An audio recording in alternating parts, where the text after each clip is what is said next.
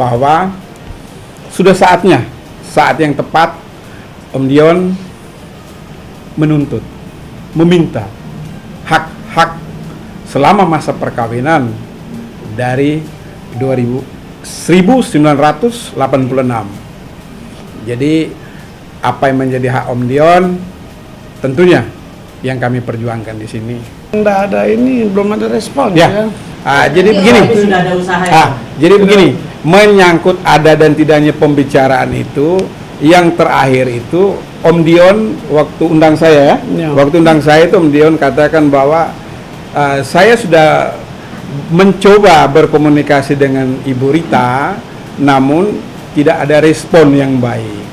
Belum ada respon, sehingga saya ada beberapa kali itu saya memberi kesempatan ya, ruang kesempatan, sampai dengan saat ini akhirnya kita mengambil langkah pada malam hari ini bertemu teman-teman, karena ini paling lambat itu hari Rabu sudah didaftarkan gugatan ini. Jadi biarlah negara yang memutuskan, daripada Om Dion sudah usia seperti gini harus bolak-balik, harus telepon kanan kiri, ya sudahlah. Kebetulan Om Dion bertemu dengan kami sebagai kuasa hukum dan memberi kuasa, kita tentunya lewat pengadilan lebih pasti di sana. Jadi saat itu tidak pernah ada perjanjian, hanya tahu menikah aja saat itu. Dan selesai pun Om Dion terakhir masih ngomong ya, tapi Bu Ritanya tidak merespon.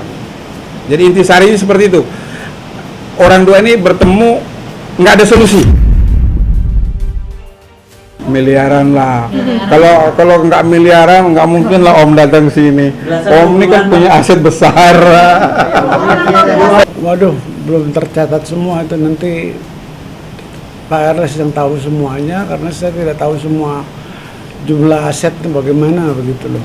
Agak banyak kayaknya ya. Ada beberapa rumah, hotel, tahu apalah, nanti lihat aja. Ada beberapa rumah, hotel, tahu apalah, nanti lihat aja. Rumah yang Cempaka Putih ya. PH dan rumah itu. Ya semua usaha dia lah selama perkawinan. Ada beberapa harta selama perkawinan itu, ada rumah, ada aset dari usaha, tempat usaha itu yang sekian lama ini, bagaimanapun juga yang namanya suami istri masih dalam terikat perkawinan, tentunya itu harus dibicarakan bersama. Toh pada akhirnya kan mereka juga udah selesai. Niat baik itu ditunggu Om Dion sampai dengan kemarin itu tidak ada pembicaraan dari Ibu Rita, sehingga Om Dion dengan terpaksa datang ke kantor sini meminta saya sebagai kuasa hukum untuk mengurus seluruh aset-aset selama mereka bersama. Udah atas nama Ibu Rita. Udah atas nama Bu Rita. Iya, dia berusaha sendiri, tapi masih tetap istri saya karena belum cerai. Kalau secara keseluruhan sudah ada dalam bayang kami ya, namun itu kan akan dibagi dua semua itu. Pastilah dibagi dua semua itu, aset segala macam itu diperhitungkan semua di pengadilan nanti, biarlah hakim yang memutuskan nanti ya. Itu mungkin di tahap berikutnya setelah kita mendaftar gugatan hari Rabu itu pasti kita beritakan juga kepada teman-teman apa-apa semua ya. Rilisnya tuh kami pasti berikan.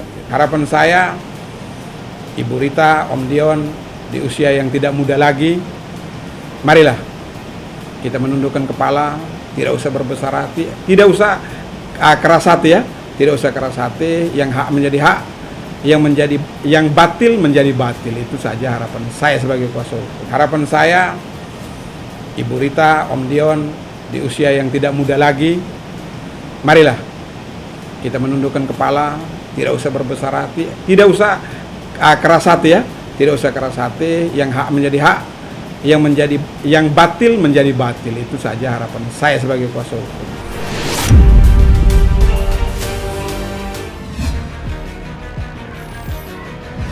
Ya, kalau kakak saya menikah, itu pasti yang pertama kali tahu adalah saya, karena yang bisa menikahkan adalah saya. Jadi kalau saya tidak tahu, ya menurut saya berita ini agak lucu ya. kalau memang itu menikah kan berarti yang bisa menikahkan kan saya kan. Nah kalau saya tidak merasa menikahkan, ya berarti bisa simpulkan bahwa itu tidak benar gitu. Siapa yang menikahkan? Masa orang lain yang menikahkan? Yang berhak menikahkan kan saya gitu. Menikahi seorang janda kan nggak butuh wali. Hukum Islam coba belajar. Menikahi seorang janda tidak perlu wali, tidak perlu persetujuan.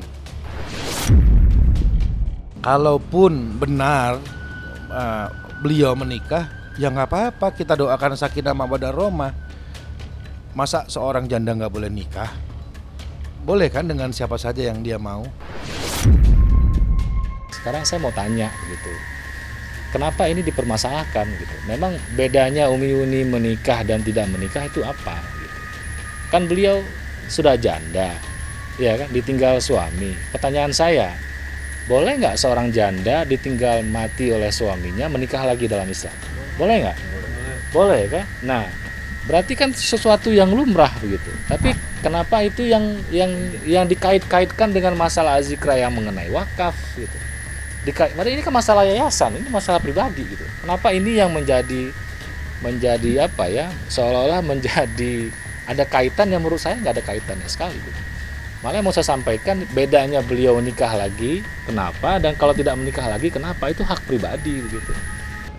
Yang laki-laki saya kenal, ini namanya Agam. Yang perempuan? Buktinya dari mana dia Umi Yuni? Bisa dibuktikan nggak di foto ini perempuan ini Umi Yuni? Oh, pakai masker, pakai kacamata. Ya, baju, jilbab, mata, alis sama. Tapi untuk foto ini sebaiknya dibuktikan di forensik ya, karena biasanya akan dibilang editan. Nah, jadi nanti silahkan yang ngerti IT, yang ngerti fotografi itu bisa membuktikan ini asli atau palsu. Abang Agam itu terus terang sama kami masih ada hubungan saudara ya. Kita sama-sama dari Aceh ya. Dan beliau juga murid dari ayah saya ya. Dan beliau sangat takzim dengan ayah saya dan sangat takzim dengan Ustadz Arifin. Bahkan mungkin termasuk sahabat dekatnya Ustadz Arifin Ilham. Kalau dia bilang Agam itu masih sepupu, ada garis darahnya, silahkan dibuktikan. Yang pasti kami juga bisa buktikan bahwa dia sudah diusir oleh Ustadz Arifin dan dipesankan oleh Ustadz Arifin bahwa hati-hati dengan orang ini, kalau saya meninggal jangan sampai dia masuk merusak dari dalam. Kalau sekarang alasannya dia sepupu dan apalagi dikatakan dia muridnya Ustadz Arifin sering membaca Asyikra, saya bantah bukan dan tidak, dan itu dusta. Agam tidak dan bukan muridnya Ustadz Arifin Ilham. Agam tidak pernah membantu membahas Asyikra, bahkan jelas diusir oleh Ustadz Arifin. Saya bisa saksinya langsung ibu kandungnya Ustadz Arifin, adik kandungnya Ustadz Arifin, para ustadz, asatid dan orang-orang lama yang di sana. Justru Agam inilah sejak dia hadir, Asyikra jadi berantakan. Saya sebagai keluarga tidak yakin dengan keadaan itu, dan saya bisa katakan bahwa itu tidak benar. Kalau dibilang itu murid Ustadz Arifin dan kerap membahas Asyikra, tolong dibuktikan jejak digitalnya, dibuktikan, datangkan saksi-saksinya. Karena Agam ini bukan murid Ustadz Arifin. Pria itu namanya Agam, pengawas di yayasan itu, dan itu orang yang tidak disukai oleh Ustadz Arifin. Ada banyak saksi, mama, adiknya Ustadz, terus Laskar, orang-orang lama ya. Agam ini pernah diusir oleh Ustadz Arifin karena satu masalah. Dan Ustadz sebelum meninggal pernah pesan, hati-hati dengan orang ini, kalau saya sampai nggak ada, jangan sampai dia masuk ke dalam Asyikra dan merusak dari dalam. Apa yang menjadi wasiat Ustadz Arifin hari ini terjadi.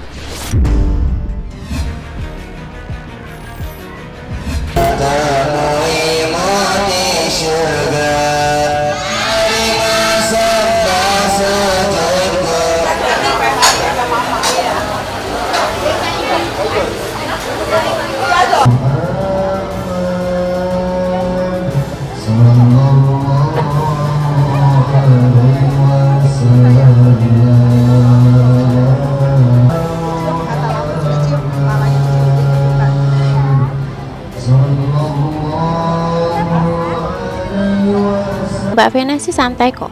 Jadi udah memasrahkan segala sesuatunya kepada Allah, dan berarti ini kan jalan dari Allah. Dengarnya aja saya happy sekali. Mudah-mudahan Vena abis ini gembira ya Fen ya. Pasti, Pasti, niscaya. Harus niscaya. Ini anugerah yang terbesar. Amin. Harus kita nikmatin. Vena cerdas dan Vena kuat. Alhamdulillah sampai di 2023 di bulan Januari juga seperti Pak Dwi bilang, saya mendapatkan anugerah luar biasa dari Allah berupa peristiwa-peristiwa dalam hidup yang buat saya makin mendekatkan diri saya sama Allah. Bisa tegar, gak selalu menyesal dalam apapun yang pernah diambil dalam kehidupan. Dan saya yakin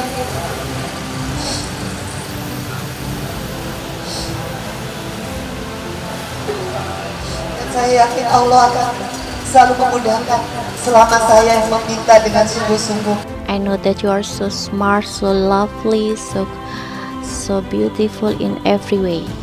Di segala segi, Mbak Vena tuh luar biasa. Kenapa hari ini saya membuat dan memanggil lagi anak-anak pengajian dari doa anak yatim kandang gede? Karena saya yakin insya Allah doa-doa dari anak-anakku sekalian dijabah sama Allah Subhanahu wa Ta'ala. Dan apa yang Pak Dwi bilang, saya ingin mencoba kembali lagi fokus kepada diri saya, karena saya yakin Allah yang menjadi pelindung saya. Allah menjadi tempat curhat saya saat ini.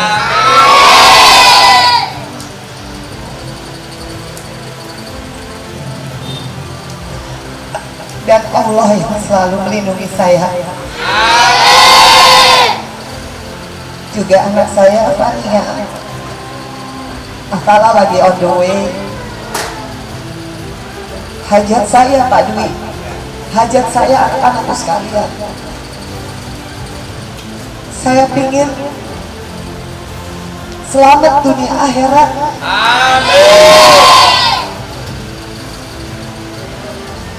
Saya pingin insya Allah saya dan anak-anak bisa bahagia lahir batin dunia akhirat.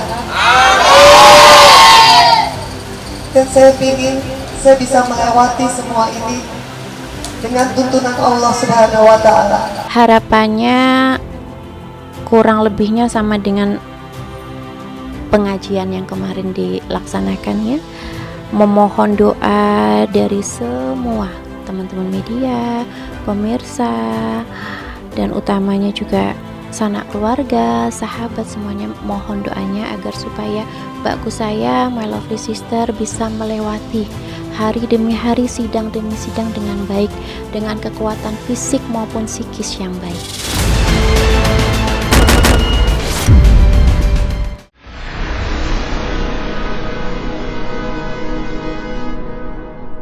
Jadi jangan lupa untuk subscribe Cumi Cumi. Ditekan ya tombol lonceng merahnya.